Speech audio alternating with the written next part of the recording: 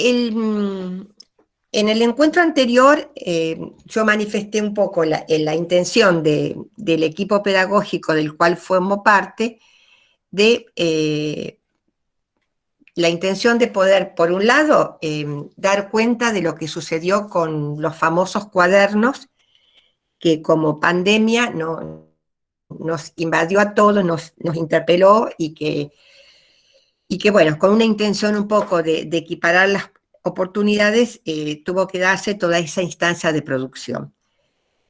Pero que esa cuestión de la pandemia aceleró un proceso que se venía gestando, y entonces hizo que demasiado, digamos, como un exabrupto, eh, saliéramos con el planteo de las actividades facilitadoras.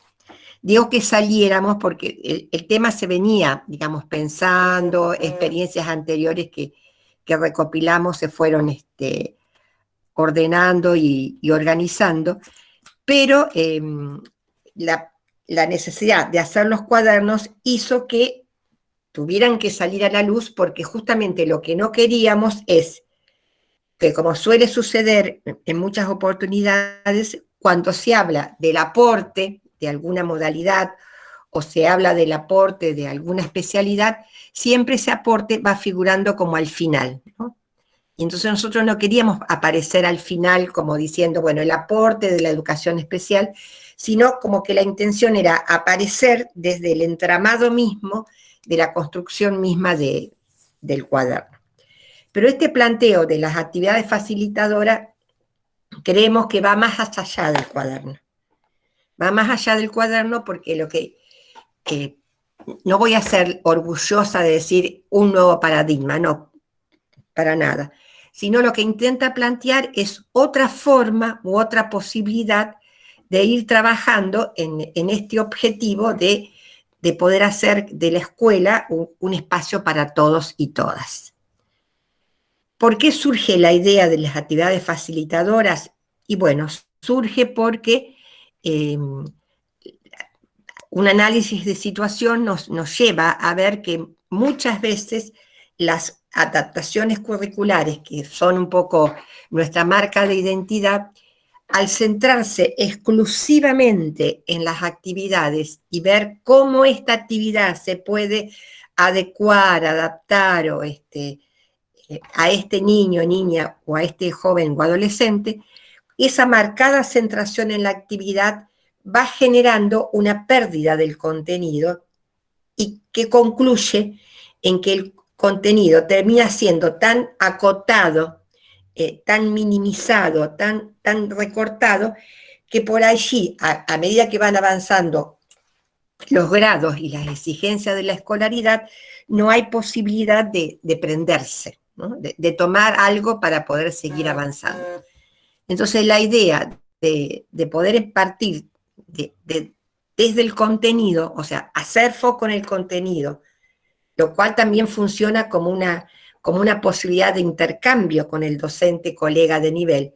Al poder partir del contenido, poder mirar lo que va sucediendo digamos, con las actividades después. Bueno, ese taller fue de exposición, y la intención en este que denominamos de producción es que ustedes, bueno, si pudieron charlar algo, si pudieron ver algo, si pudieron probar algo, si pudieron refutar algo, lo puedan expresar. Entonces, tomamos como dinámica, para empezar, que ustedes escriban en el chat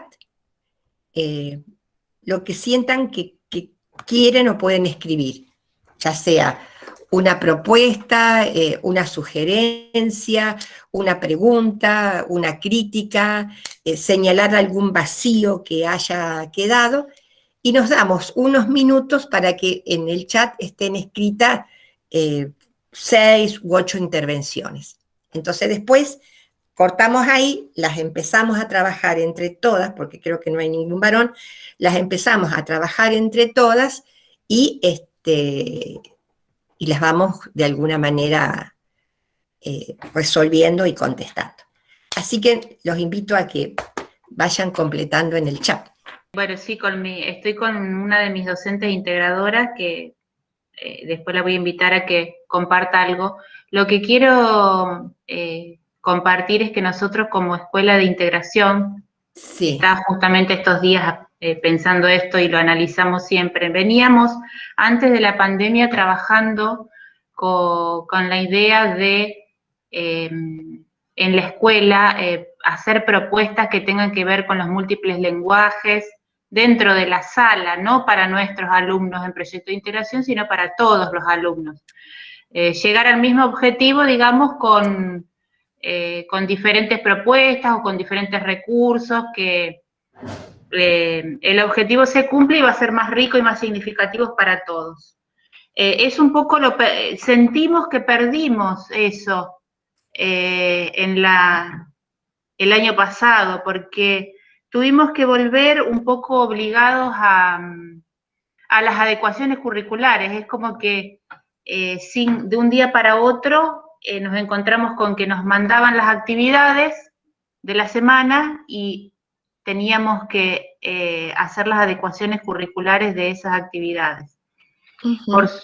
Por supuesto que sí, es como vos planteabas, uno trata de pensar en que esas actividades sean facilitadoras, pero nos atravesó muchísimo y vimos como un retroceso en esos proyectos de pensar al grupo como un conjunto y no nuestro alumno como aislado dentro del grupo. Incluso teníamos experiencias, habíamos hecho experiencias en distintas escuelas lindas desde los múltiples lenguajes. Uh-huh. Pero bueno, sentimos eso, que un poco tuvimos que hacer un retroceso a volver a lo que hacíamos antes de las adecuaciones curriculares. Ahora estamos en esto de remontar y que esas actividades, esas adecuaciones sean así pensadas como actividades facilitadoras, no solo de nuestros alumnos, sino de tantos alumnos que tienen dificultades de aprendizaje en las escuelas y que no son sujetos de educación especial. Uh-huh. Y son muchos y se ven después de esta cuarentena, de este año que hemos pasado, en donde hemos perdido muchos chicos, donde vemos que algunos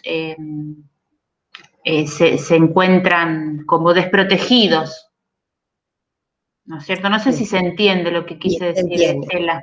Sí, yo particularmente también fui observando que la pandemia introdujo otro protagonista en la escena educativa, que es el adulto, por decir adulto, porque podía ser el padre, el hermano, la familia, el adulto que acompañaba al niño, ¿no? Entonces, y digo en la escena educativa porque me parece que no lo teníamos nosotros en ese lugar, y en algún punto muchas actividades cuando se mandaban, yo creo que las colegas la hacían pensando en el niño, pero también pensando en el capital simbólico de quien lo acompañaba para poder entender la consigna y demás, ¿no es cierto? Y yo lo que vi, y me hago cargo de lo que digo, es que muchos planteos, por ejemplo, en relación a la alfabetización, por ejemplo, el alfabetizar bien desde lo fonético, por ejemplo, que nosotros ya lo hemos cuestionado y que, bueno, discusiones más o discusiones menos, algunas cosas ya habían sido abandonadas por los docentes, vuelven a estar en la palestra. Y mi hipótesis es que este adulto que tuvo que meterse en la escena educativa, muchas veces lo hizo partiendo de lo que él supone que fue la forma que a él le enseñaron. Y suponiendo que él debe suponer que a él cuando le enseñaron a leer, le enseñaron así. La letra, el machaque, ¿no? Por ejemplo, ese famoso la letra con sangre entra, bueno, muchas cosas que él supone que pasaron en su infancia, las trasladó al nuevo escenario de la pandemia. Entonces, claro, hablar de múltiples lenguajes es una propuesta de avanzada. Entonces, para alguien que con buena intención intenta ayudar, suponiendo cómo lo ayudaron a él, debe ser muy difícil entender los múltiples lenguajes. Es más, me arriesgo a decir que por ahí lo toma como una, entre comillas, pasar el tiempo, por no decir perder el tiempo, ¿no?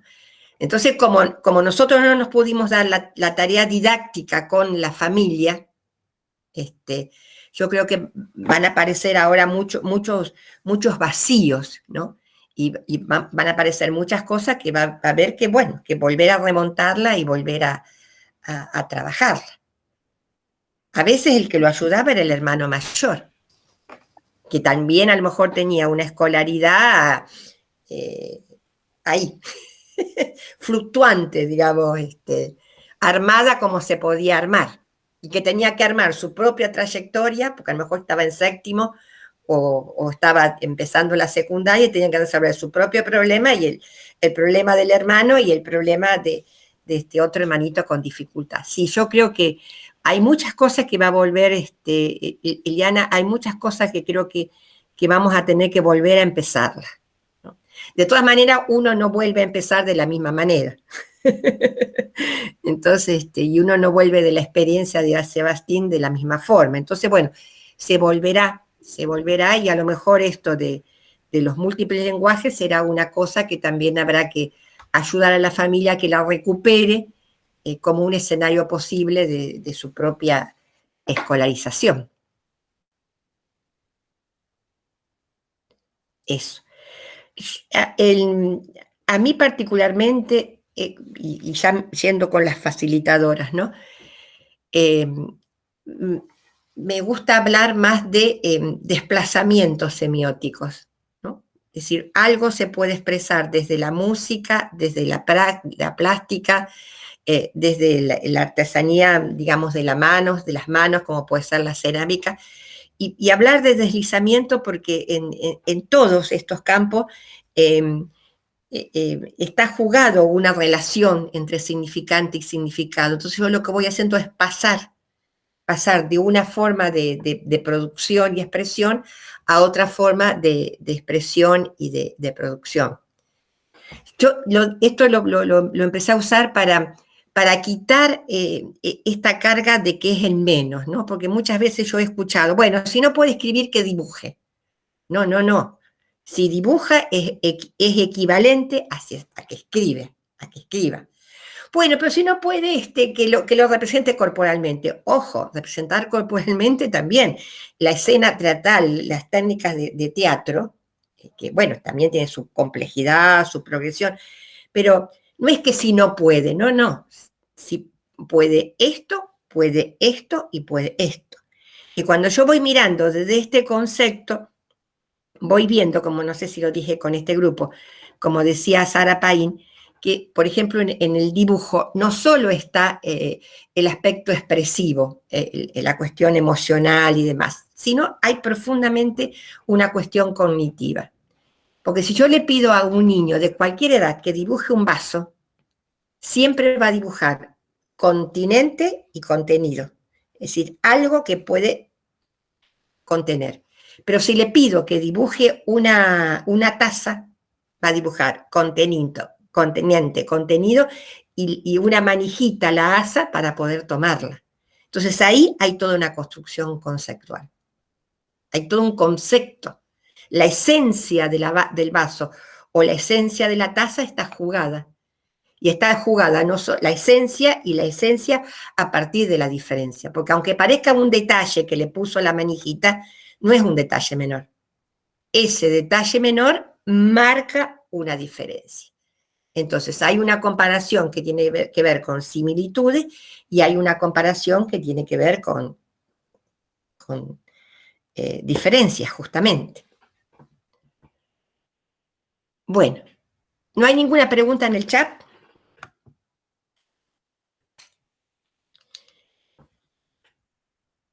Acá. Las adaptaciones o sugerencias benefician a todos los alumnos y no solo especiales. Bueno, acá Dani te está contestando, Eliana. Y yo le agrego algo más. Cuando nosotros planteamos las actividades facilitadoras con este concepto, ¿no? De partir del contenido, viendo las relaciones, ampliándolo.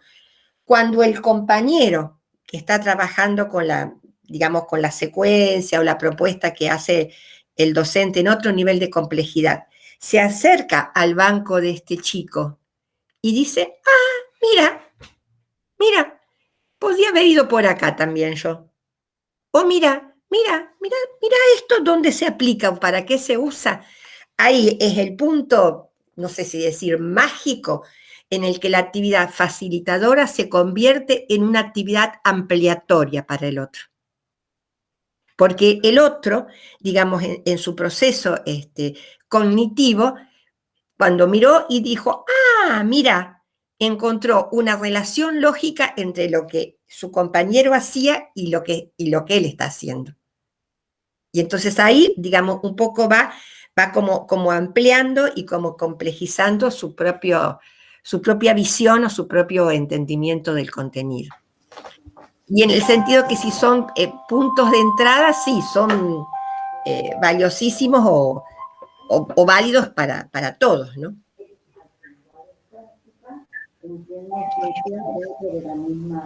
Sí, yo como para sumar un comentario a esto que trae Eliana, las compañeras y vos, Estela, yo creo que fundamentalmente en la pandemia, en la virtualidad, se perdió en el trabajo de enviar las actividades a casa, se perdió la grupalidad propia de la escuela. Al perderse la grupalidad, se perdió esta construcción social. Sí. Conocimiento, esto de mirar al otro, de ver cómo lo resolvió uno de una manera, y esta estrategia valiosísima que planteaba Eliana de trabajar en el marco de la diversidad de lenguajes para los grupos y no solamente para el alumno en proyecto de integración, no solamente para el alumno con discapacidad, me parece es sumamente valiosa porque va a remover y a transformar las prácticas y la cultura de la institución, de cómo trabajar, sino de diversificar la propuesta y no pensar en una propuesta y la propuesta de nuestro alumno en proyecto de integración, que a veces sucede, y que sucede más de lo que en ese caso la propuesta de nuestro alumno es como un apéndice. Claro, y más de lo que quisiéramos, y nos quedamos con la adaptación a esto imperante que es homogéneo al final. Sí. Que vamos tratando de remover esa matriz, pero que está vigente en las escuelas. De hecho, la historicidad de la escuela lo tiene. Entonces, el remover esta propuesta para la grupalidad fue valiosísima y es valiosísima, pero que en la pandemia se vio interrumpida porque era el 1 a 1. Y el mediador pasaba a ser el papá, el abuelo, el hermano mayor, lógicamente desde las matrices como aprendieron ellos. Claro. Y ahí es como que todos nos encontramos en... También tuvo sus ventajas, que en algunos casos nos ha sucedido, y por ahí las chicas de las escuelas lo pueden comentar, que en algunas escuelas el alumno en apoyo a la inclusión casi pasaba inadvertido, pero no inadvertido él, sino la propuesta realmente no se hacía dando respuesta a la necesidad de ese alumno. Y el profe, por ejemplo, mucho en escuelas secundarias, cuando apareció esto de enviar la actividad personal, se vio en la obligación de pedir auxilio a la docente de apoyo a la inclusión. Cosa que a veces la docente de apoyo a la inclusión decía, vamos a la escuela secundaria, pero es como que no estoy. Claro, como que no hay preguntas. Claro, se vio interpelado. O sea, todo tiene su... Bueno, me parece... Sí. Me parece que es el camino de la grupalidad para poder realmente transformar los entornos. Claro. Y ahí la habilidad del docente, del nivel que sea, para poder ir jugando, yendo y viniendo con todo esto, ¿no? Bueno, interesante, chicas. Bueno, voy siguiendo acá las preguntas. Me perdí, ¿quién era la última? Silvia, ayúdame. Bueno, acá dice Dani, con los alumnos sordos intentamos trabajar el vocabulario y textos previamente en lengua de señas, haciendo hincapié en la comprensión y luego en el vocabulario escrito. Bueno, eso es un aporte, Dani. ¿Dónde está Dani?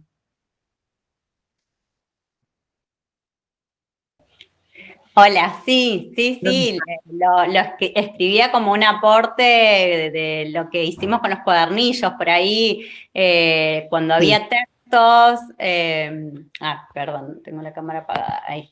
Cuando había textos que por ahí muy difíciles, he estado viendo distintos cuadernillos y las actividades facilitadoras, y recuerdo que creo que la vez pasada, Estela, vos comentaste esto de que después trabajaban el vocabulario quechua, algo que era, no sé, era una leyenda. Bueno, que por ahí uno dice, ay, ¿qué hago con este vocabulario tan difícil? Y bueno, es interesante trabajarlo dándole lo que significan esas palabras difíciles para que no pierda la esencia del texto. Pero sí, nosotros siempre pedimos, por favor, trabajando coordinadamente con las docentes inclusivas, de que nos digan antes cuándo va a trabajar ese texto en el aula. Así nosotros podemos por ahí trabajarlo antes en lengua de señas y que después cuando está en el aula y lo leen entienda algo de lo que está pasando en el aula después. Sí, ahí yo me voy un poco a los NAP, viste, cuando yo presentaba, no sé si porque ya estoy perdida con los grupos, pero sí, yo marcaba que cuando nosotros en el segundo cuaderno intentamos trabajar el eje de la comprensión lectora y tratamos de definir qué era la comprensión lectora, y fuimos a los NAP, los de quinto, sexto y séptimo, y ahí se hablaba permanentemente de la inferencia y se hablaba de la intuición lingüística, ¿no? Y después yo seguí pensando esa idea. Claro, nosotros cuando leemos, nosotros mismos cuando leemos, no siempre tenemos el significado de todas las palabras. Las vamos sacando por inferencias, ¿no? Y a veces las sacamos por dónde está ubicada, las sacamos por las palabras que tiene al lado, las sacamos porque es una palabra que se repite. Entonces, digamos, no necesariamente, esta es la reflexión mía, todo tiene que ser comprendido, porque nosotros mismos, en nuestra experiencia, también trabajamos con la inferencia, trabajamos con la intuición, y se supone que nosotros, que somos adultos y que somos docentes, deberíamos no, porque son los mecanismos lógicos, entonces por ahí ir instrumentándolo con los recursos. A mí me gusta leer mucho literatura latinoamericana, y a veces yo ahora estoy leyendo un texto de una ecuatoriana y no sé, si a buscar en internet lo que significan las palabras o seguir leyendo. Y por ahí infiero que se trata de frutas, por ejemplo, porque está en un contexto donde lo que se van enunciando son frutas tropicales. Entonces digo, bueno, esta debe ser una fruta que yo en la naturaleza de mi país y mi región no la conozco. Entonces, a veces también eso, ¿no? Y eso te lo van a decir los lingüistas, no siempre es una relación tan determinante, más con un idioma como el español,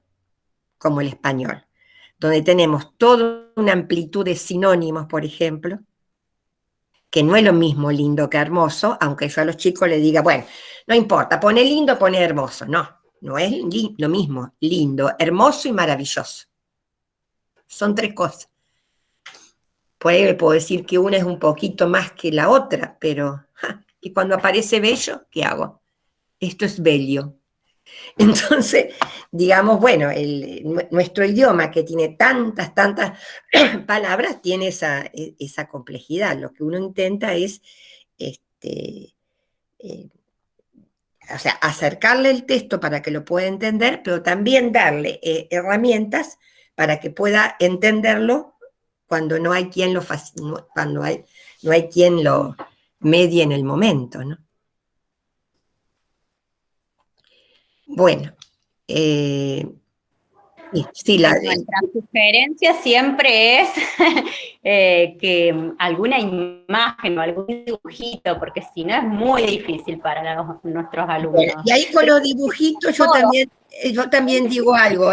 Si vos me decís imagen, yo te lo digo perfecto. Si me decís una fotografía, te digo excelente. Si me decís una imagen de internet, perfecto. Ahora, si me decís un dibujito, ahí, porque ahí el dibujito es mío.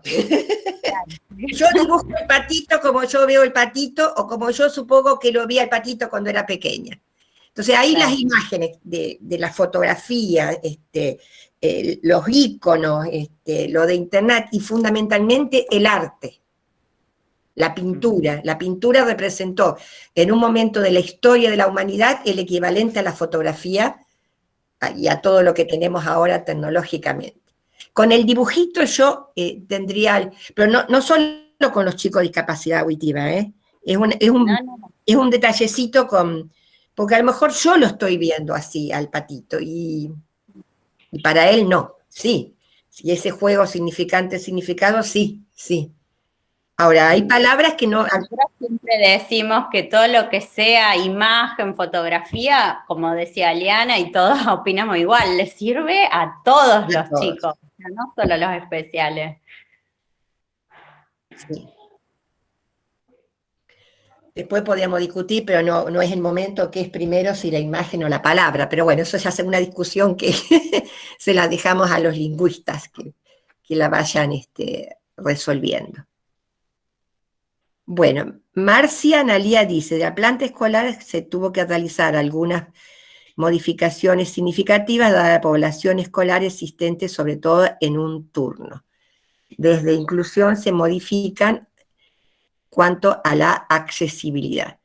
Sí, yo creo, me parece, Marcia, no sé dónde estás, que los cuadernos tenían una intencionalidad de equiparar oportunidades y posibilidades. No creo que el cuaderno haya sido entendido como una tarea expresa a cumplir rigurosamente.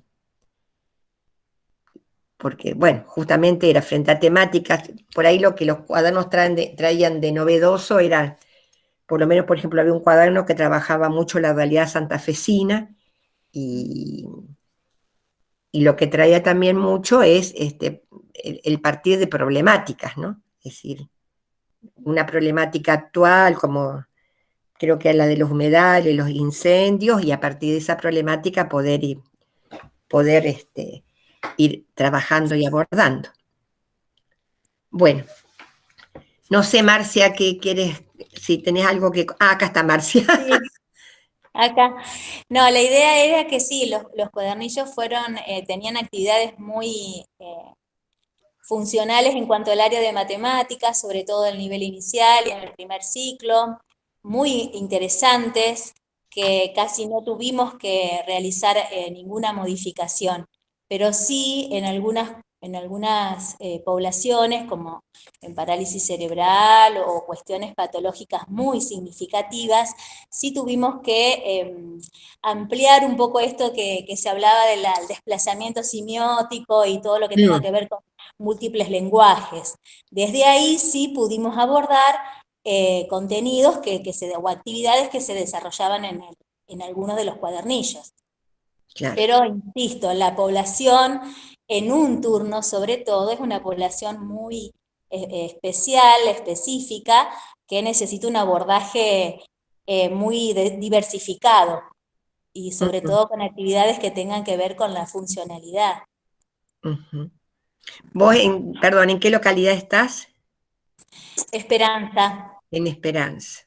¿Y ese turno, por qué lo ubicás así? ¿Es un turno más con niños con otros tipos de compromisos? Sí. Sí. Sí. Específico, sí. Pero no por eso no se pueden abordar contenidos que tengan que ver con esto del medio ambiente y demás. Lo que sí nos interpela de una manera muy diferente, porque nos interpela desde la creatividad pura para poder desarrollar todo lo que tenga que ver con estos contenidos. O sea, nos interpela un montón desde la creatividad para poder facilitárselos de alguna manera a ellos. Nos interpela desde la creatividad, y yo lo digo a título profesional propio, y también nos interpela desde la ansiedad. Mi experiencia con paralíticos cerebrales es que siempre me quedaba la pregunta, ¿no? ¿Hasta dónde entendió? ¿Hasta dónde comprendió? Sí, hacía el gesto, hacía el movimiento, los ojitos transmitían, pero el hasta dónde, hasta dónde, ¿no? Entonces, y como la esencia del ser docente es esa, el docente de alguna manera da, ofrece, habilita, acerca, el verbo que ustedes quieran, pero también el docente espera un retorno. Si no, no hay dialéctica en la relación, ¿no? Entonces, y el retorno es la producción, lo que contestó, lo que pudo ejecutar, lo que interpretó desde la danza, siempre. Entonces, bueno, mi experiencia profesional, digo, con parálisis cerebral, es la interpelación a la creatividad y también la interpelación a la ansiedad, ¿no? ¿Hasta dónde puedo tener la certeza de qué? La certeza de la evidencia de aprendizaje, en realidad. Sí. De todas maneras, siempre hay una vuelta, Sí. siempre uno está muy receptivo a esta vuelta con estos niños y niñas, pero la evidencia de aprendizaje es real, es como que nos queda ahí en el tintero hasta dónde pudo, hasta dónde llegamos y si lo que hicimos de alguna manera fue productivo para ellos. Porque además venimos de una cultura pedagógica que por más que uno quiera decir hacer corte, pero es la cultura pedagógica que se hereda, que es la cultura pedagógica es escrita. Es desde la producción mostrable y perdurable. Porque si un niño con esta problemática te hace un movimiento, ese movimiento formó parte de ese instante y queda en tu retina. Pero cuando el otro niño escribe en un cuaderno, una hoja, en el tamaño que sea, es decir, eso es un retorno, pero que perdura en el tiempo. En cambio, el otro tiene la fugacidad del instante, ¿no es cierto? Y entonces ahí hay todo un trabajo por parte del docente para sí mismo, de poder ir reconstruyendo desde la memoria todos esos momentos, ¿no? Bueno, es interesante.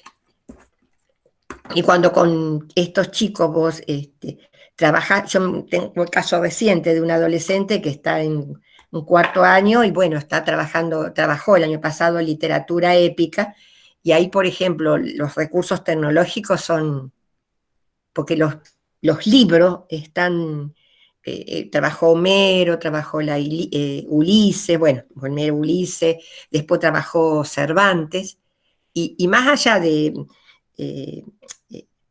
hay verdaderas estatuas de Ulises, por ejemplo. Hay estatuas del Cervantes, hay estatuas del Sancho Panza, hay cuadros, hay mucha producción pictográfica, entonces hay un mundo de imágenes que tiene que ver con las artes plásticas, no solo el dibujo, con las artes plásticas que permiten ir armando, pero vuelvo a decir, el retorno es solo un instante. Bueno, eso estaría, Marcia. Gustavo, había un varón. Bueno, así que ahora voy a decir todas y todos.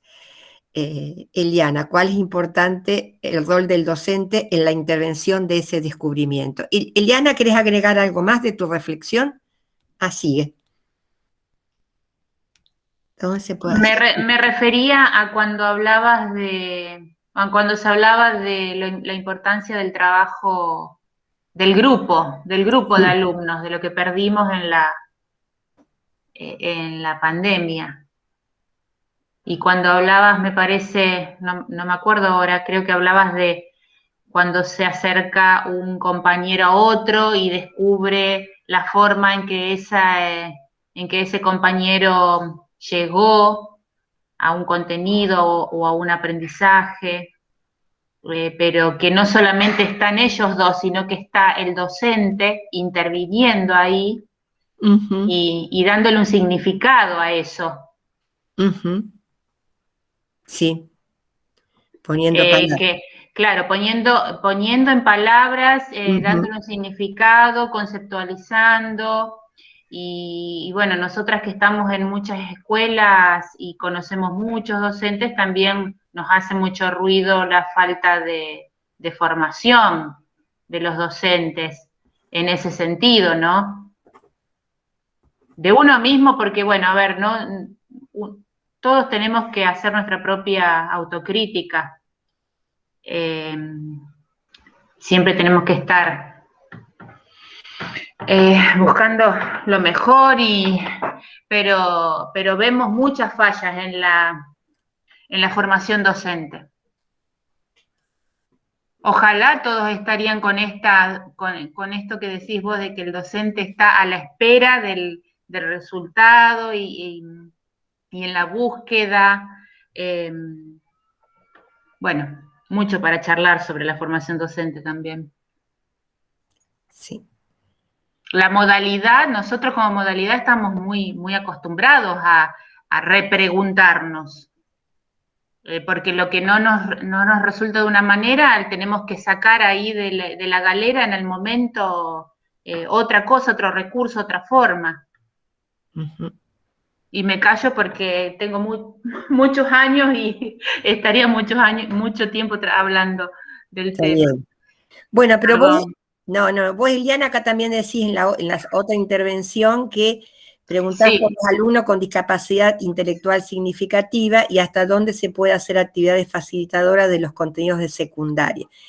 ¿Vos podrías dar un ejemplo sin nombrar, ni nombrar la escuela, y ponerle un nombre de fantasía a un adolescente o joven varón o mujer?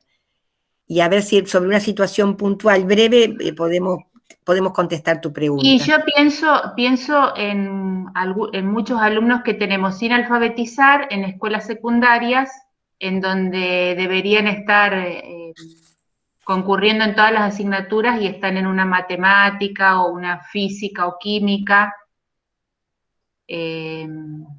Y bueno, y ni siquiera, y en realidad lo que estamos tratando primero es de que se ubique en el calendario, porque no logra ubicarse en un calendario. Me preocupa tomar esos contenidos de secundaria y hacerlos significativos para él. Terminamos a veces haciendo actividades paralelas, porque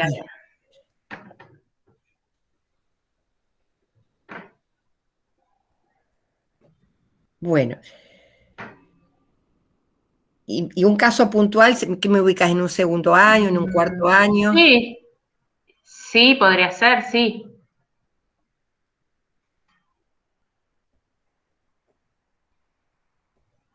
Bueno. Hola, buenas tardes. Yo trabajo en la Escuela 2094 de Esperanza, es una escuela de formación integral. A mí, bueno, sumándome a lo que dice Eliana, a nosotras nos preocupa mucho alumnos que ingresan a secundario sin los contenidos, ¿sí?, del nivel, alumnos con contenidos de segundo y tercer ciclo, que es bastante difícil hacer adaptaciones que no sean significativas porque están en la escuela secundaria, pero no están en condiciones de recibir este tipo de contenidos. Realmente es lo que más nos preocupa hoy por hoy. No las adaptaciones las maestras integradoras las hacen, pero hay momentos en que las adaptaciones son más que significativas. Y cuando se trabaja con contenidos paralelos, como dice Eliana, no sé si estamos hablando de integración ahí. Nosotras, dentro de nuestra escuela de formación integral, recibimos a los alumnos que ya vienen de proyecto de integración en primaria, y el desfasaje en algunos casos es muy significativo. Esa es la mayor preocupación que tenemos nosotros hoy en nuestra escuela. ¿Y qué sería un paralelo? Trabajemos un poco la palabra paralelo. Eliana dijo, actividades paralelas, sí. Me imagino que son contenidos que no tienen que ver con lo que está trabajando el resto del curso, el resto del alumnado, ¿sí? si estamos trabajando un contenido que no es igual que al resto de los chicos, nosotras nos preguntamos hasta qué punto esta integración está buena para el alumno. ¿Podés dar un ejemplo? El grupo está trabajando tal cosa y Martín, un hombre de fantasía, está... Sí, bueno, yo no estoy en el grupo en la sala como para darte un ejemplo puntual, pero de lo que hablamos con las chicas es con respecto, por ejemplo, a matemática, ¿no? Alumnos que conocen hasta el número 100 y están en el secundario y bueno, obviamente que no pueden trabajar los mismos contenidos que los otros chicos. Alumnos que no están alfabetizados, ¿sí? Hay que trabajar la alfabetización, pero tienen la certificación de séptimo e ingresan a la escuela secundaria. Entonces, trabajar con ellos, con los contenidos que se plantean en secundario, es muy difícil para el alumno, ¿no? Para el docente. Para todos, bueno. Sí, pero el docente, nosotros somos adultos, a mí me preocupan los chicos en esa situación. Y sí, sobre todo el bienestar emocional de ellos, ¿no? Sí. Bueno, yo voy a intentar contestar, digamos, muy provisoriamente, porque el tema da para mucho más, ¿no? Cuando enunciamos esto de no alfabetizados, yo siento como un temor, y que es el temor de que naturalicemos una nueva categoría, ¿no? Es decir, y entonces empecemos con el tiempo a hablar de no alfabetizados, no alfabetizables, es decir, como que como que la alfabetización empieza a funcionar como un criterio diagnóstico. En la historia de la educación especial eso lo superamos, porque hace muchos años, cuando la psicometría era la reina madre del trabajo desde los equipos técnicos, había un autor, que yo siempre lo pronuncio mal, pero algo así como Cuillán, que incluso llegó a hacer una categorización de la discapacidad intelectual en términos de educabilidad o no educabilidad y demás. Entonces, me parece que no naturalicemos, ¿no? Es decir, que no demos por natural o por obvio esto. Sí, me anticipo a la pregunta de ustedes, porque usted me va a decir, Estela, pero los chicos están. Sí, los chicos están. Entonces yo creo que tendríamos que ir pensando algunas cuestiones en lo inmediato, que son los chicos que están, y también tendríamos que ir pensando algunas cuestiones en lo mediato, que son los chicos que vienen, que están viniendo. Y acá digo, así como yo planteamos que para poder hacer las actividades facilitadoras teníamos que hacer una reflexión sobre el contenido y demás, en el campo de la alfabetización yo creo que también tenemos que hacer una investigación sobre el contenido. Porque, y lo digo desde mi experiencia, que no puede ser la de todos, ¿no? Cuando discutimos el tema de la alfabetización, o con más profundidad, cuando queremos discutir lo que es leer y lo que es escribir, generalmente o comúnmente nos vamos al campo de las actividades. Lo mismo que hacemos con las adaptaciones curriculares. Y entonces empezamos a discutir si empiezo por la palabra, si voy a la sílaba, la vocal donde aparece, si silábico, si alfabético, si el equilibrado del que se habla ahora. Es decir, me voy directamente a la actividad. Y lo que yo creo que nosotros tenemos que empezar a reflexionar desde la lingüística, en la esencia de lo que es el acto de leer y el acto de escribir. Yo creo que como docente nos debemos mucho esa reflexión, ¿no?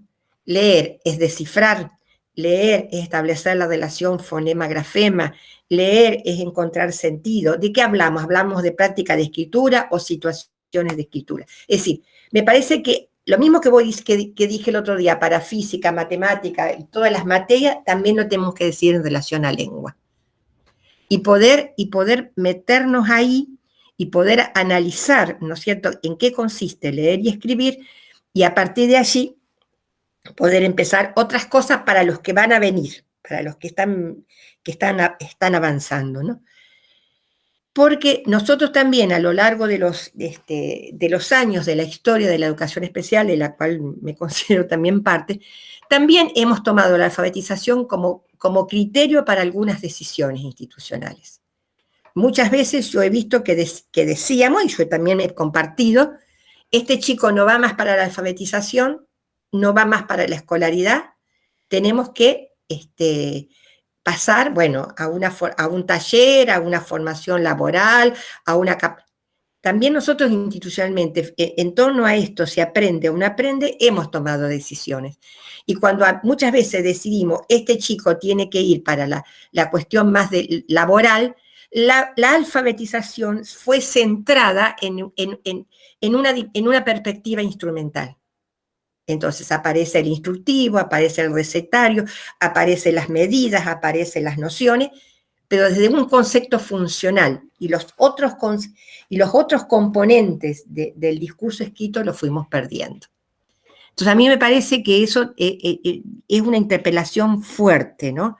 Si qué lugar ocupa la cuestión del leer y escribir en las prácticas cotidianas, partiendo de que el lenguaje de leer y escribir y el lenguaje matemático son lenguajes sociales y forman parte de esta cultura o de este mecanismo que está de alguna manera funcionando. Entonces sí, ustedes van a decir, bueno, pero los chicos están. Bueno, sí, los chicos están. ¿Cómo hago para que justamente no aparezcan con un... ¿Qué hago? Bueno, las palabras están. Las palabras están y las palabras le tienen que ser acercadas. Si está en química, la palabra átomo, la palabra molécula, la palabra ión está, la escucha. Bueno, alguien se la tiene que escribir. Él tendrá que copiarla. No, tal vez tengamos que apoyarnos mucho en los dispositivos de la Gestalt, ¿no es cierto?, en cuanto a la percepción de palabras. Tendremos que ayudarlo o enseñarle lo que son los campos semánticos. La palabra revolución y la palabra oligarquía pertenece al campo de las ciencias sociales, esto se ve en sociales, esto se ve en física, esto se ve en química. Y cuando él tenga que producir, tratar de apoyarnos en todo lo que es, a ver cómo lo explico, lo que son en el campo de las ciencias, y que yo lo planteé el otro día, como los modos de producción. Yo puedo comunicar la información ubicando las palabras dentro de una trama o un mapa de contenidos. Puedo ubicar las palabras dentro de un ciclo. Puedo ubicar las palabras dentro de una estructura mayor. Y tal vez tenga que suprimirles, como se hace en el trabajo con los chicos con discapacidad auditiva, suprimirles los conectores, la presencia de conectores, la presencia de conjunciones, o sea, escribir que pueda producir, pero utilizando el vocabulario propio de la disciplina. Y vuelvo a decirle, chicas y chicos, no todos en nuestro paso por la secundaria entendimos todas las palabras que nos dieron, pero las absorbimos. Algunas en algún momento de la vida las necesitamos y las investigamos, y otras nos pasaron por el costado y nos van a seguir pasando. Entonces, no sé cómo explicarle. Si no puede escribir, bueno, podrá copiar. ¿Qué es lo que va a copiar? El vocabulario, el campo semántico, la red de conceptos que pertenecen a esta materia. ¿Qué va a hacer con esas palabras? Y bueno, si puede las ubicará en una oración. Y si no, construirá una estructura o completará un cuadro o un esquema que le permitirá estar trabajando en lo mismo que está trabajando el compañero del grupo. ¿Me permiten un minuto? Silvia Rossi, ¿estás por ahí? Silvia. Sí, Estela, sí. Escúchame, yo que soy tan dura con la informática, búscame ahí en el Smartart, ¿viste ese? Sí. Bueno, y ponerlo para compartir pantalla. Bueno. Disculpe, yo soy analfabeta digital. Por suerte tengo soporte. Fíjense, esto está en la computadora. Basta ahí, como uno de las... Esperan un minuto. De paso le voy contando esto. El otro día Beatriz Bricas, que dio un conversatorio sobre la enseñanza matemática, que bueno, ella tiene una vasta experiencia, no solo en secundaria, ahí está, fíjense. Esto, acá tienen todos los recursos, ¿ve? Las listas, procesos, ciclos, jerarquía, relación, matriz, pirámide, imagen. Entonces, por ejemplo, ciclos, anda ciclos. Bueno, si yo tengo las palabras de física o de química, las puedo ir, tengo que ver yo en discusión con el profesor del área cuál de estos formatos es el más pertinente para comunicar la información que tiene que ver con este contenido de física o química. Y yo, para no quedar como que no sabe tanto, puedo, elegí el primero, el de acá arriba, Silvia, ese. Bueno, ese se llama ciclo básico. Y el mismo recurso tecnológico me dice para qué sirve. Me dice para representar una secuencia continua de fases. Entonces yo tengo que representar las fases de un proceso, puedo ir trabajando con ese esquema. Entonces, hay una producción, hay un trabajo sobre la información. Después, digamos, la explicación la podrá hacer de forma oral, pero esto me obvia de escribir un texto. Porque entonces yo en la fase 1 voy colocando el nombre, en la fase 2, en la fase 3. Distinto, por ejemplo, al penúltimo, Silvia. Bueno, bueno, pirámides, ¿ven? Las pirámides son para ubícame la primera, ahí está. Una pirámide básica. Es para marcar jerarquías. Entonces, yo tengo que explicar la sociedad feudal, puedo poner el rey, puedo poner el rey, los caballeros, la iglesia, y la plebe la dejo abajo porque no formaba parte del poder. Y si yo tengo que comparar, digamos, el régimen feudal con la edad moderna, Silvia, vayamos a listas, a ver. Claro, si yo tengo que comparar el poder feudal con digamos, con las características del feudalismo, segundo año, con después la revolución de la edad moderna, la revolución industrial, puedo andar acá en la tercera, 1, 2, 3, 4, 5, acá, yo no sé cómo decirte. Esa, por ejemplo, listas de imágenes continuas, ¿ven? Yo acá puedo poner un icono, un dibujo, una foto del señor feudal, del otro, y después ir enunciando las características. Y lo que yo voy usando para biología no es lo mismo que tengo que usar para el campo de la social. Entonces me abre una pequeña posibilidad. Y entonces puedo seguir trabajando el mismo tema, pero en otra forma de comunicación y en otra forma de enseñanza. Gracias, Silvia, sácalo. Y si vuelvo a lo que contaba Beatriz Brica el otro día, ella fue muchos años profesora de secundario. Entonces ella nos explicó que en primer año aparecía el concepto de números negativos. Bueno, ella pudo trabajar con todos el concepto de negativo, y este alumno con discapacidad intelectual significativa, ella nos daba el ejemplo que en la zona donde está el colegio, la escuela, hay un supermercado muy importante de la ciudad, y tiene un ascensor el supermercado. Y a partir del ascensor, empezar a entender lo que es el menos. El -1, el -2, el -3. Entonces, lo que yo digo, encontrar el contenido en común, no común, en común, para que no esté el paralelo. Pero en ese contenido en común, después ir marcando distintos niveles de complejidad. Y con la numeración hasta 100 les alcanza y sobra en un primer año, porque son números pequeños los que se van trabajando. Lo que interesa es cómo pueden entrando en el campo del álgebra, y entrará hasta dónde, hasta el nivel de complejidad que pueda llegar. Por eso el otro recaudo es, no sé si lo expliqué en este grupo, ¿no? Invertir la ecuación, siempre y sobre todo en secundaria, la teoría, el ejercicio y la aplicación. Teoría, ejercicio y aplicación. Invertir. Partir de la aplicación. ¿Dónde se usa esto? ¿Dónde se aplica? ¿Para qué sirve? Y de allí, ¿no es cierto?, poder ir avanzando hacia otras situaciones.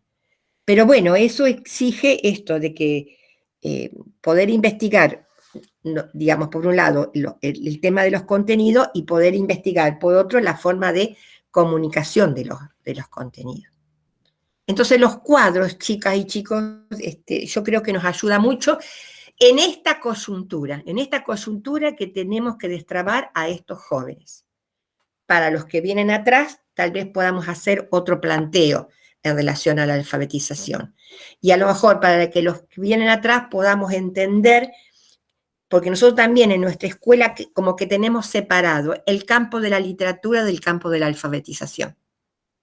Entonces a lo mejor hacemos, y más desde la perspectiva que ustedes nos van planteando, de los diversos lenguajes, a lo mejor hacemos cosas muy interesantes y muy valiosas a nivel de producciones plásticas, a nivel de producciones corporales, pero después de eso pero después aparece la M y la A. O sea, cómo esa producción que tuvo que ver con este lenguaje genera o da lugar a una situación de escritura. Y si este detalle, nuestro sistema es silábico, alfabético, quiere decir que la unidad mínima es la sílaba, porque es silábico. Yo le enseño las vocales, perfecto. ¿Para qué las enseño? Para que puedan entender o ver o visualizar la palabra que quieran, que la vocal se combina con otra letra, y ahí va a aparecer la ma, la pa, la la, la da. Le pido que busque la vocal A en la palabra avión, cuando en la palabra avión la A está funcionando como una consonante. Y le pido que ubique la letra I en la palabra indio, cuando indio es una inversa. Entonces, le estoy dando una complejidad muy grande, y eso lo tenemos porque incluso la oferta editorial viene así. La oferta editorial viene así. Y entonces, bueno, por ahí, que alguien haya escrito una oferta editorial, en una oferta editorial no quiere decir que tenga el concepto en su claridad. Entonces, bueno, esas son las cosas que para los que van a venir nos van a llevar. Y como decía Beatriz el otro día, cuando ella cierra su exposición, dice, si tiene problemas de atención, si tiene problemas de memoria, si tiene problemas de motricidad, ejercitemos atención, memoria, motricidad por otro lado, pero enseñemos los números como números. Y entonces yo también tendría que decir, parafraseando a la Beatriz, si tiene problemas de atención, de memoria y de motricidad, ejercitemos esos dispositivos básicos del aprendizaje, perfecto, hay algunos que coinciden, otros que no, bueno, pero ejercitémoslo, pero separemos las letras. Las letras tienen un valor en sí mismas, no son la excusa para prestar atención. Las letras tienen un valor en sí mismas, que tampoco es un valor en sí misma, es un valor dentro de un sistema. Bueno, y son las cosas que se van a tener que ir dando, ¿no? No sé si pude contestarte quién era la que me preocupaba, pero preguntaba. Y lo otro que tenemos en secundaria, chicas, bueno, también en secundaria, chicas y chicos, nosotros partimos de que siempre hay un obstáculo epistemológico, que lo dijimos en el primer encuentro, porque esta ciencia que hay que transmitir es la ciencia académica, diría Oscar Aguilera. Y nosotros tenemos que hacer que esta ciencia, que es tan abstracta, sea entendida por alumnos que están en una lógica concreta o en otros niveles previos del pensamiento. Eso de por sí ya es un obstáculo. Pero nosotros tenemos la posibilidad, por la famosa 311, de incluir contenidos no dados en años anteriores.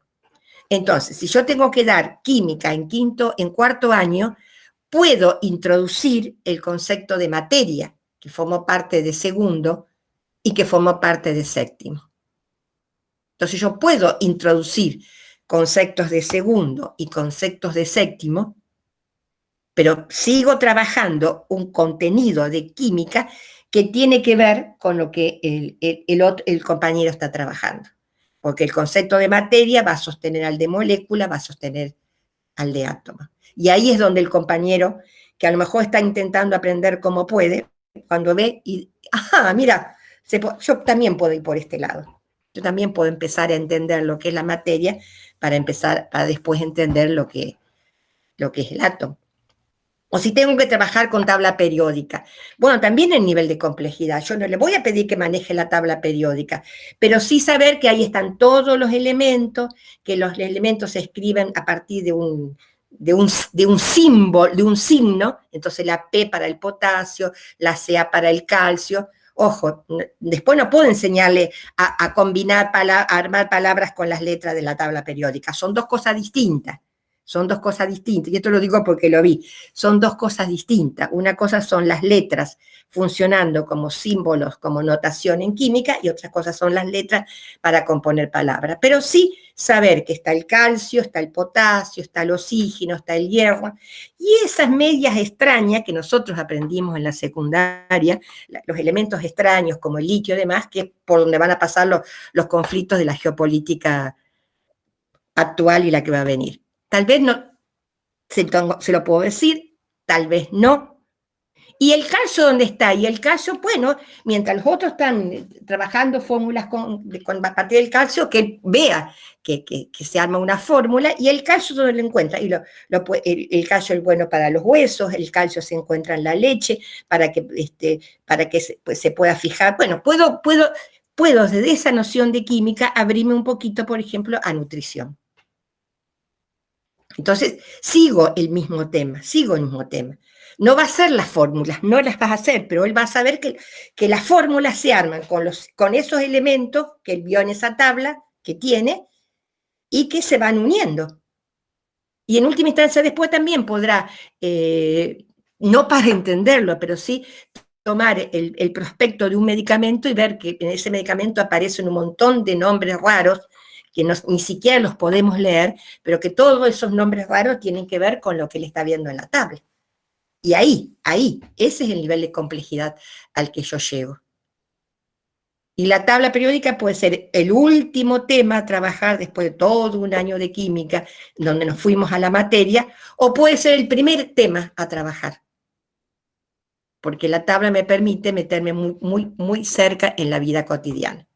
Y puedo trabajar con íconos. El átomo, hay un ícono que representa el átomo. Y cuando yo ese ícono lo veo en la calle, sé que ahí hay una industria química, por ejemplo. Entonces, eso es, por eso digo, yo hago un juego de palabras que no es casual. Es el contenido en común. No digo el contenido común, sino el contenido en común. Y desde ese contenido en común, ir para atrás y para adelante y demás. Si tengo que dar geografía en cuarto, bueno, puedo recuperar conceptos de geografía de segundo. La 311 lo autoriza, y ahí no nos marca el límite a nosotros. Yo puedo recuperar lo que no se dio. Y algunas de las cosas que no se dieron, tengo que ir a buscarlas allá, al quinto, sexto y séptimo grado. Lo que pasa que yo cuando recupero cosas de primaria que no se dieron, las voy a dar en un contexto no infantilizando al alumno, sino en un contexto que tenga más que ver con la cultura juvenil y con las preocupaciones propias de un adolescente, porque eso es lo que le va a permitir interactuar con el par. Pero si yo le pongo el muñequito y el monito a la nena, no. Si yo hablo de una geografía social que tiene que ver con la interacción entre el hombre y el entorno, voy a ponerle figuras de adolescentes, voy a ponerle figuras de adultos, voy a ponerle alguna figura de niños, porque los niños están, pero no voy a centrar la mirada en la niñez, la voy a centrar en la adultez o en la adolescencia. Bueno, no sé si contesté, chica, a la pregunta de...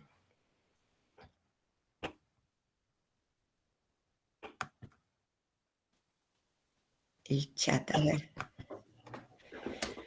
No sé si contesté, chicas. Acá, Eliana. Bueno, se tildó, sí me tildé, se cortó, sí me cortó. Ya pasó. Bueno. Yo creo que cuando ustedes se meten a trabajar sobre los contenidos y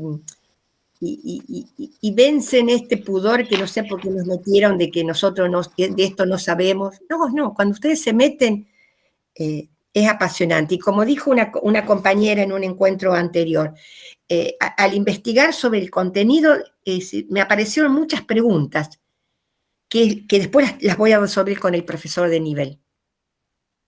Mi problema era que yo no tenía las preguntas. Entonces con el profesor de nivel, de alguna manera, eso es lo que habilita, porque si no, a ver, yo me ubico en el escenario, ¿no? Si yo para poder discutir, tenemos que compartir tenemos que tener discursos compartidos.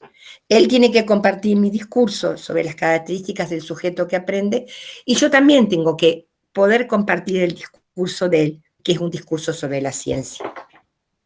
Entonces, cuando con el respeto y con la humildad, en el sentido de no querer ser omnipotente, de que yo lo sé todo, y él también tendría que tener ese marco de respeto, de que no lo sé todo, cuando podemos empezar a compartir los discursos, lo que por ahí algunos autores dicen, la negociación de los significados, y ahí podemos ir empezando a armar cosas en común. Y el nivel de complejidad no quiere decir que tenemos que estar repitiendo. No, lo podemos estar abriendo.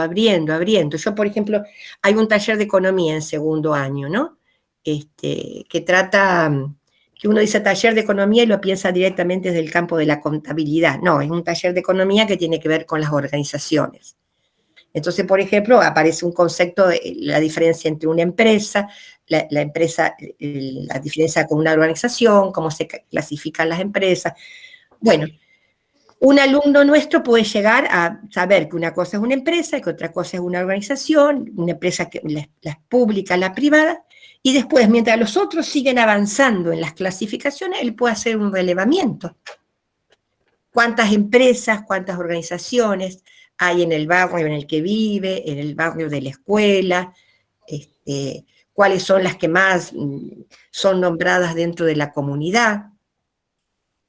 Y con esas empresas concretas, reales, que son las de su comunidad o localidad, la cooperativa, bueno, todo eso, empezar a hacer algunas clasificaciones, ¿no?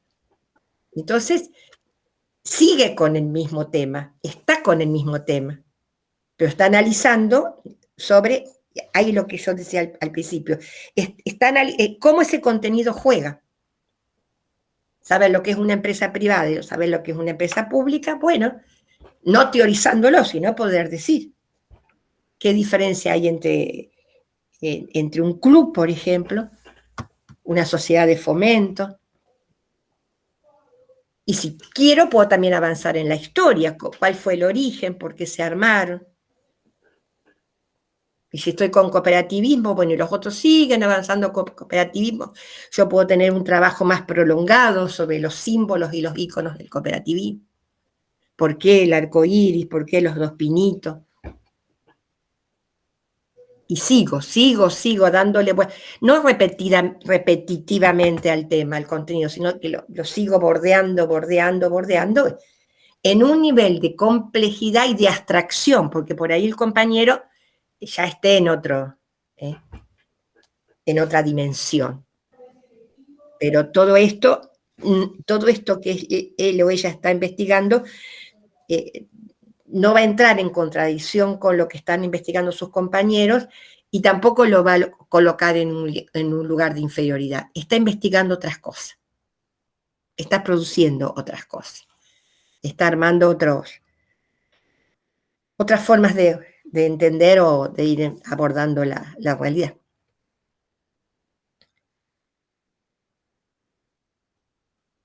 No sé, chicos.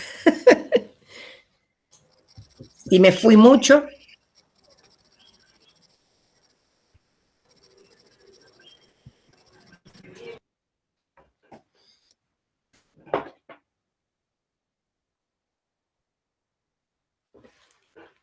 Bueno, nos quedan 4 minutos.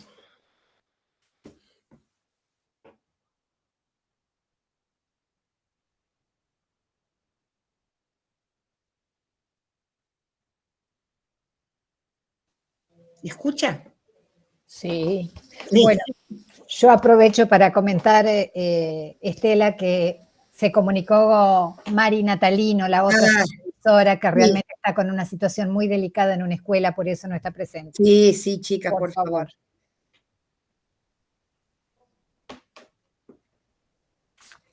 Bueno.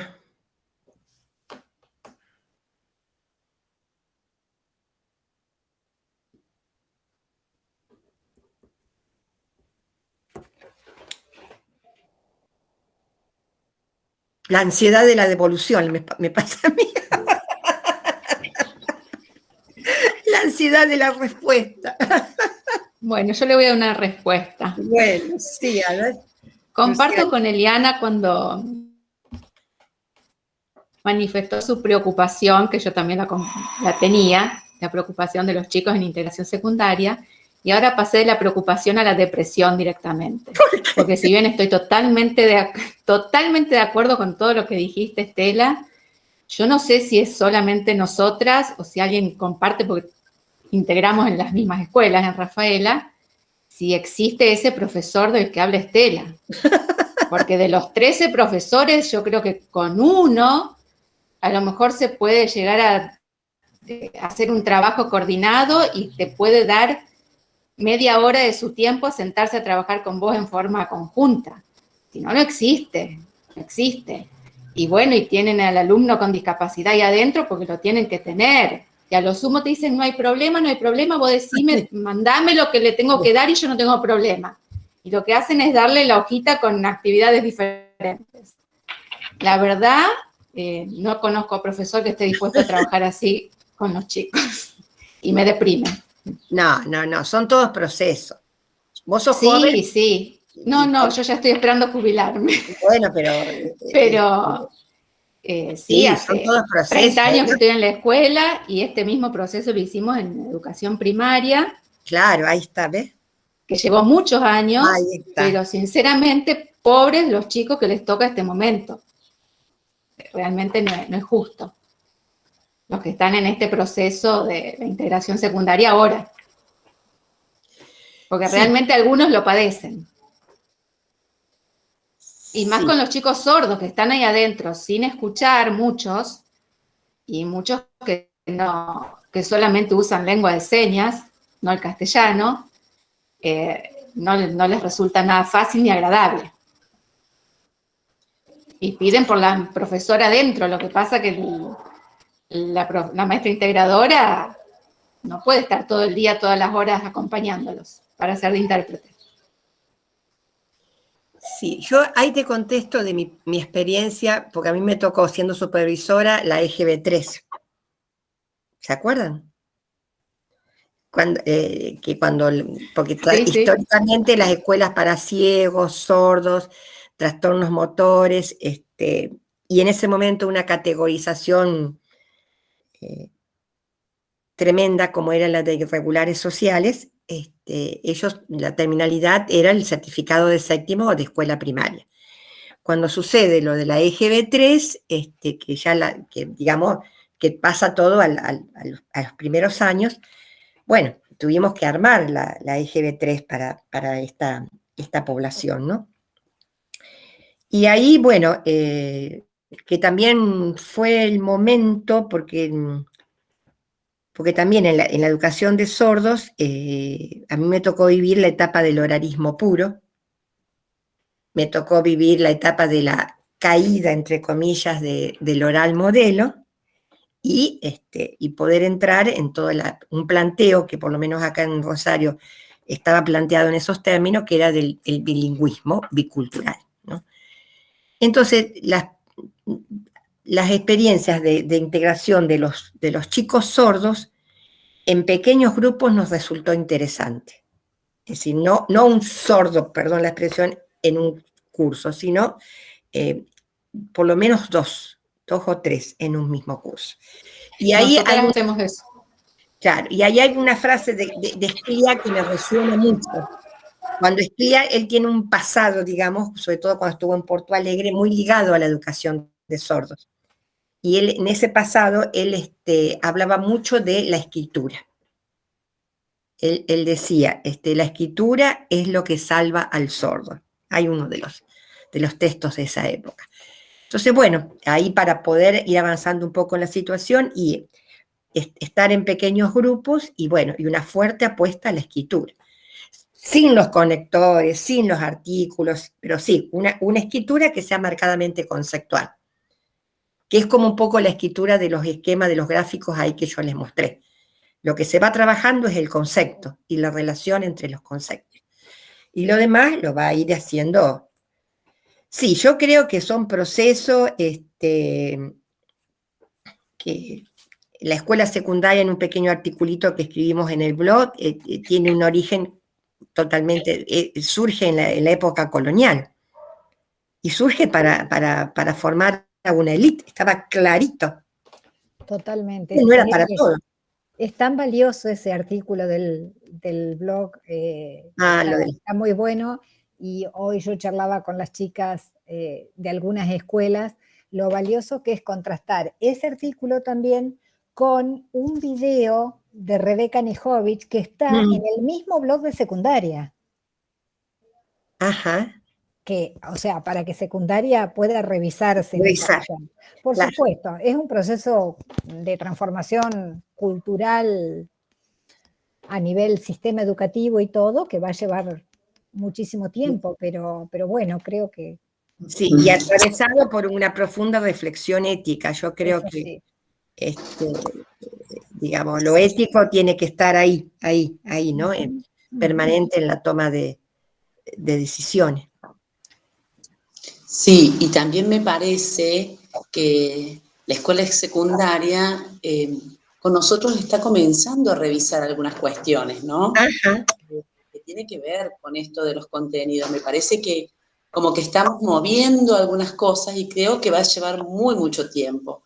Ahora, me parece que es de gran ayuda y que nos va a servir mucho a los que estamos en las escuelas secundarias, esto de lo que acabas de decir, que el contenido en común.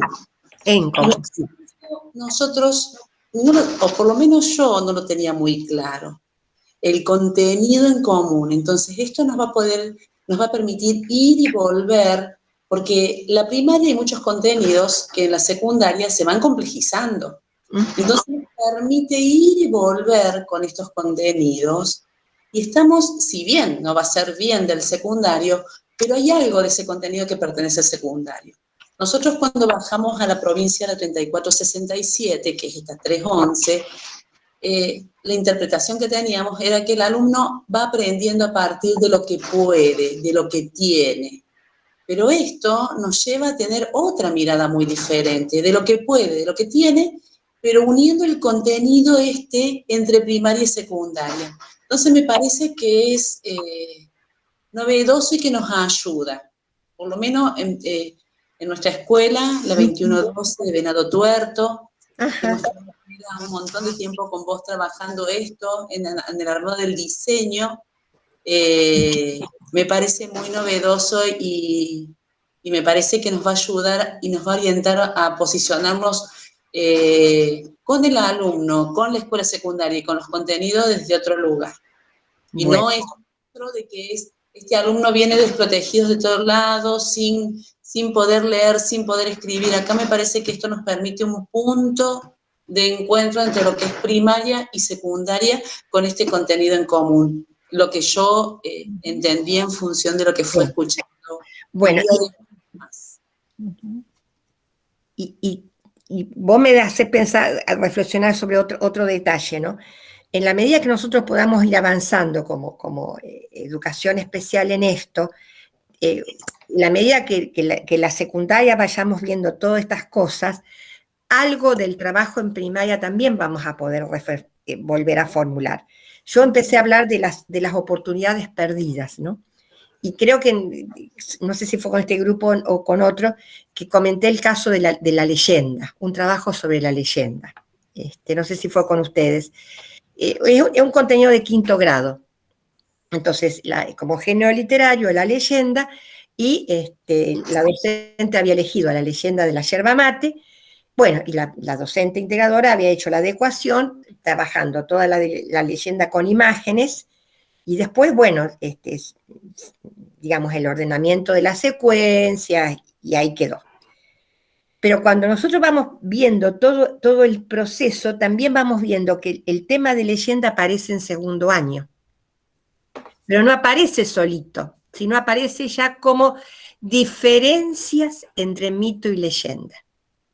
Entonces, para poder hablar de diferencia hay que tener muy claro la estructura de la leyenda y la estructura del mito. Pero si cuando yo trabajé en 5º, solo trabajé secuencia temporal y no trabajé que en la leyenda hay protagonistas que son protagonistas de la misma comunidad, por eso que hay leyendas hay leyendas andinas, hay leyendas tehuelches, que tienen que ver con personajes de la comunidad, que se desarrollan en un determinado espacio y que tienen un tiempo, que sí es lo que trabajó la maestra. Si yo todo eso, ¿no? y que tienden como a contestar algo que es un tema filosófico, pero que tienen a preguntarse sobre lo que está más allá de lo obvio, ¿no? Es decir, ¿por qué la planta? ¿Por qué la lluvia? ¿Por qué el sol? ¿Por qué la tormenta? Entonces, si la leyenda es trabajada en su sentido, en el espacio, en el tiempo, en los personajes, cuando llegue a mito, va a tener que aprender solo lo que es mito, y entonces ahí va a poder comparar. Los personajes del mito no son reales, son dioses, semidioses, héroes. El mito no tiene espacio, la leyenda sí, tiene el espacio de la comunidad. Y el tiempo, el mito tampoco tiene tiempo, pero sí, tanto la leyenda como el mito buscan la respuesta a las mismas preguntas. Entonces, yo le empecé a llamar las oportunidades perdidas. Hay cosas que a lo mejor no las profundizamos, y que no es difícil de profundizar, porque lo que estoy diciendo no es difícil de profundizar. Pero como nosotros no teníamos la otra parte de la historia, y a lo mejor con el tiempo saber qué cosas de primaria son necesarias en secundaria es interesante. Como esto que también decía Beatriz cuando daba cuando pasás a la secundaria, los números grandes, los millones, se escriben con palabras. 10 millones, no le ponemos todos los ceros del millón. La numeración llega hasta determinado. Entonces, por ahí hay cosas que en primaria, que en otro momento a lo mejor sí, como cuando la secundaria no era obligatoria, el maestro sentía la obligación, el deber moral, digamos así, de darlo, porque decía a lo mejor este chico no estudia más y ¿cuándo va a aprender, va a ver todas estas cosas? Bueno, ahora tiene 5 años más para seguir viendo las cosas. Entonces, a lo mejor determinadas cosas de primaria no tendrían que dejar de ser preocupación. Tendrían que dejar de ser preocupación. Por ejemplo, la numeración más grande. Y bueno, y a lo mejor ese tiempo que invertimos en numeración tan alta, invertirlo en enseñarle ecuaciones. Porque ese sí es un tema muy clave en secundaria. Y la ecuación es un contenido creo que de 5º grado. Cuando yo voy al almacén de cercanía o voy al supermercado y compro todo lo que tiene que ver con los lácteos, la manteca, la crema, el queso. Ahí tengo un paréntesis, fíjense. Manteca más crema más queso. Voy a la parte de las harinas, entonces compro los fideos, compro el arroz, compro la sémola, tengo otro paréntesis. Entre estos dos, ¿qué hago? Voy sumando los valores. Y voy al al stand, a la góndola de limpieza, la lavandina, el detergente. Tengo 3 paréntesis, que son de todos los artículos. Esos artículos están traducidos a los precios, y los precios después tienen que ver con lo que tengo que pagar. Entonces, ese contenido que para muchos chicos se les vuelve una monstruosidad en primer año, ya fue introducido en la primaria, y lo único que tiene que hacer en la secundaria es reemplazar los valores por las letras, A más B más C. Y si no puede reemplazarlos por las letras, bueno, hará las ecuaciones con los números. Porque a lo mejor ese salto en la abstracción de que A puede valer cualquier valor, no lo puede hacer. Pero sí sabe que una ecuación son agrupamientos, que lo que interesa es lo que se va haciendo entre los corchetes adentro del paréntesis y lo que se va.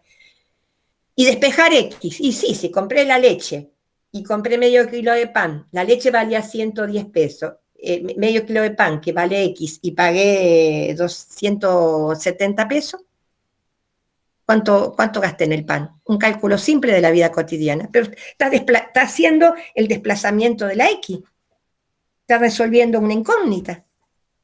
Pero si yo en la primaria no le puse eso, que eso que no sé lo puedo explicar con una X, porque no sé qué es, lo tengo que despejar.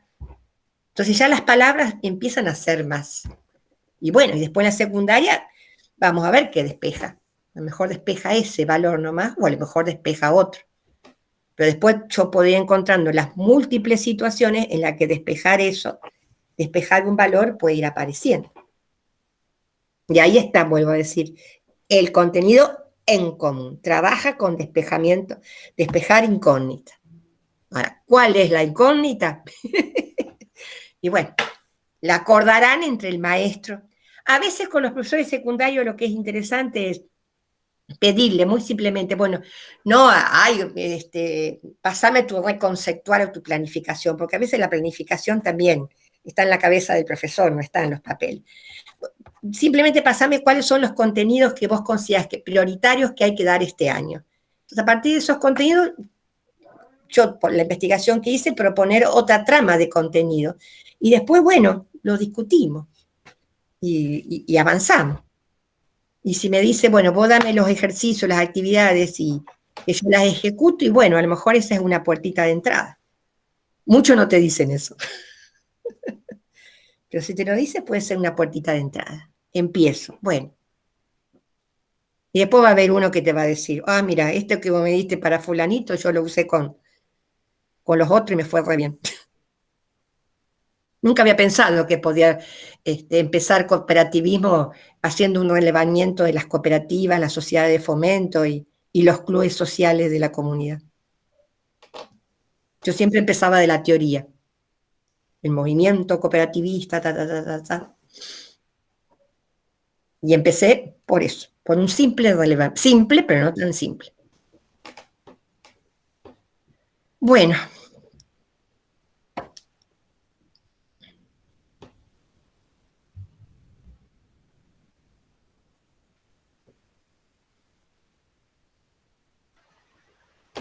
¿Cuántas cosas nos dejas pensando, Estela? ¿Cuántas cosas nos dejas pensando? Pero está bien. Y porque, viste, no me puedo desprender de lo que fue los años de la vida. Y ahora que estoy jubilada de la función de supervisora, tengo más tiempo para pensar. Bien, está bien. Bueno, nos ayuda mucho a pensar a nosotras, porque, bueno, cuando uno piensa en estrategias, mira qué simple, vos las planteas a todas tan simples. Bueno, nos ayuda a pensar, sí, nos ayuda a pensar mucho y a revisar que por ahí las cosas están ahí nomás. Están ahí nomás, sí. Podemos pensarlas de esa manera, así que te reagradezco. No, yo le agradezco a ustedes, chicas. Pero a veces la angustia, yo entiendo, a veces, porque, a ver, hago una frase, tenemos las caritas de los chicos ahí. Claro que sí. Y eso a veces nos genera angustia y a lo mejor, digamos, bueno, hay cosas que son más procesuales, hay cosas que se van dando más en el tiempo. Todo eso tenemos que ir viendo. Perfecto. Bueno, Les agradezco mucho, chicas, y sobre todo los comentarios, los aportes en el chat. Y bueno, nos faltará oportunidad de encontrarnos en otro momento.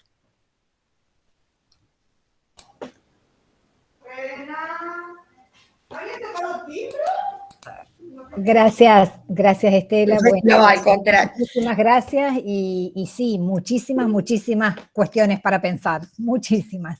O para debatir o para retrucar. Para también. debatir esta expresión tan simple cuando vos hablas de lo común y de también qué sesgo le damos, por ahí yo siempre pienso, a la escuela común y la asumimos como ese binomio que tenemos que deconstruir entre común y especial. Claro. Y justamente la escuela común es el espacio de lo común, los espacios comunes. Pero cómo por ahí hacemos como un reduccionismo, también, bueno, y así como eso, Sí. tantas cuestiones. Y en Sí. lo curricular específico, muchísimas gracias. No, gracias a Muy usted. rico y bueno. Y seguimos pensando. Y mucho para seguir pensando y trabajando. Bueno, chicas, que tengan una buena tarde y hasta la próxima. Gracias.